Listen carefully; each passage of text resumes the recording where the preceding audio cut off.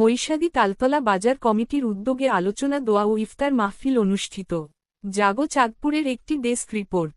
চাঁদপুর সদর উপজেলার মৈশাদী তালতলা বাজার কমিটির উদ্যোগে আলোচনা সভা দোয়া ও ইফতার মাহফিল অনুষ্ঠিত হয়েছে শনিবার তালতলা বাজারে।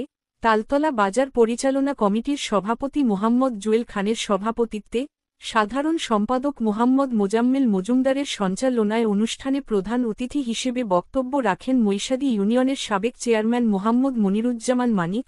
বিশেষ অতিথির বক্তব্য রাখেন জেলা কৃষক দলের সভাপতি এনায়েত উল্লাহ খোকন, মৈশাদী ইউনিয়ন বিএনপির সভাপতি মাহবুবুর রহমান স্বপন, বিশিষ্ট ব্যবসায়ী ও সমাজসেবক রাশেদ জাহান তুষার খান, বাজার ব্যবসায়ী হারুন মিজি, বিশিষ্ট ব্যবসায়ী আজাদ খান।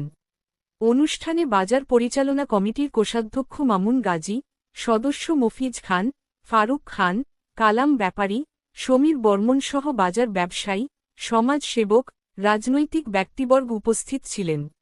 অনুষ্ঠানের শুরুতে পবিত্র কোরআন থেকে তেলাওয়াত করেন হাফেজ সাকিবুল হাসান। অনুষ্ঠানে মিলাদ ও দোয়া পরিচালনা করেন মৈশাদী তালতলা বাজার জামে মসজিদের ইমাম ও খতিব মুফতি আবু ইউসুফ।